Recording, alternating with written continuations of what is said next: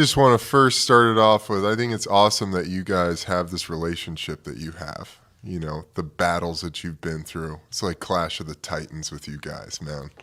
And talk about a little bit about how you got to this point of being friends after some of the viciousness that you guys went through and put each other through.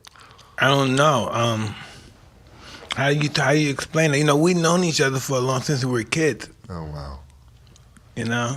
And I remember, let's just start from the beginning. Yeah, let's start from the beginning. Let's just start from the fucking beginning. This is going to be awesome, right?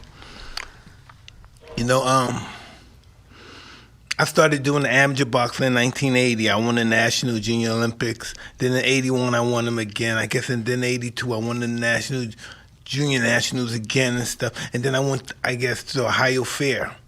But no, I fought in some other championships too. And I met these guys. I met guys from all over. I met Todd Hickman. I met Ricky Womack. I met all these guys. Frank Tate. I met all these other amazing fighters from different parts of the country. And they were always successful fighters, the best fighters. We always know when they entered the tournament, they were going to win this and that. And we were all winning. Then one day, I came to the Ohio State Fair to fight in that championship. And then everybody had said, Ricky Womack lost. Frank Tate lost. And everybody was like, who beat them? Who fucking beat them? I don't know. Some guy named Holyfield. I don't know his name. Holyfield. I don't know his name. They never said his first name. Holyfield. Who the fuck is that? You know, so that was the word going around. So that's how I first became aware of him. Wow. Yeah. How old were you? I was 16. Wow. When you first heard the name. Yeah. How old were you then? Well, I was 20.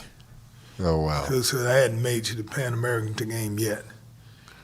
That's amazing. Where did you grow up, Evander? I grew up in Atlanta. Grew up in Atlanta? Yes. And when did you start boxing? Started at 8 years old. I coming in from the football field, and oh, wow. And I wanted to hit the speed bag. But the man said, you got to be on the boxing team.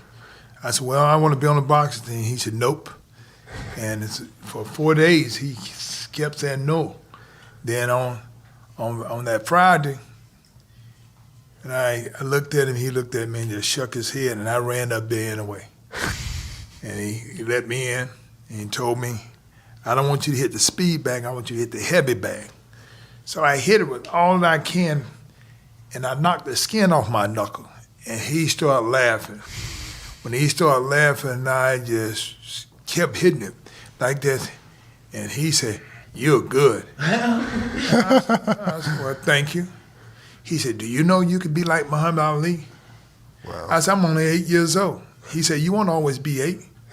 And when he said that, I knew next week I was gonna be 9. So I believed him. So he asked me, what did I think? I told him I had to ask my mama. And he said, what? I said, I gotta ask my mama. So he told me, he said, go ask that good mama that you got and see what she say. I said, mama, she's what? I said, the white man at the boys club said I could be like Muhammad Ali. And my mama said, do you know what they're gonna do to you? I said, well, no. She said, they're gonna hit you. When she said that, I looked at her and I started laughing. I get 3 whoopings a day. All my brothers and sisters get a chance to hit me, and I can't even hit them back. So my mom said, well, you can hit them back. Like that, and she told me I can get on the boxing team. I go in the bathroom, I looked in the mirror and say, Evander Holyfield, the heavyweight champion of the world. It didn't sound good, but I said it. I kept saying it every time I go to the bathroom. I like this because I really want to make my mama proud. And so I go back and tell Mr. Morgan, my mama said I could be the heavyweight champion of the world. And he looked and said, what? I said, my mama said I could be the heavyweight champion of the world. Now I'm thinking this overnight. And he said, son, sit down. Let me tell you this. I don't have that much time because he was 60 years old. Who was 60? Mr. Morgan. And he said, I ain't got that much time. He said, do you know what fantasy is? I said, And I said, no. He said, all right. He said, because I got to know, he said, because I ain't got that much time. He said, this is what a fantasy is. Fantasy when you want to do something, but you ain't willing to work at it. He said, oh, so is this a fantasy or a goal? He said, because I ain't got that much time. I said, well, a goal?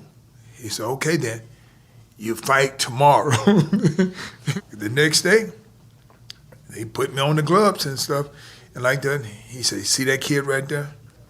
I said, yes, sir. He said, when the bell ring, I want you to run out there as fast as you can and hit him in the nose.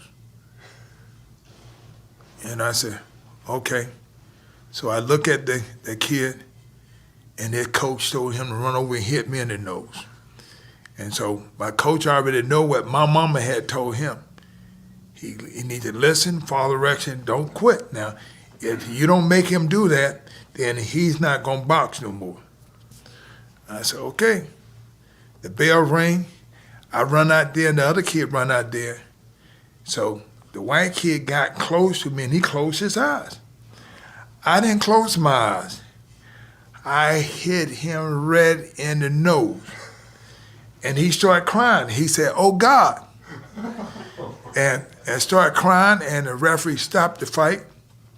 And Mr. Morgan get caught up in the ropes trying to get in there, and he get through, and he said, do you know what you done? I said, you told me to hit him in the nose.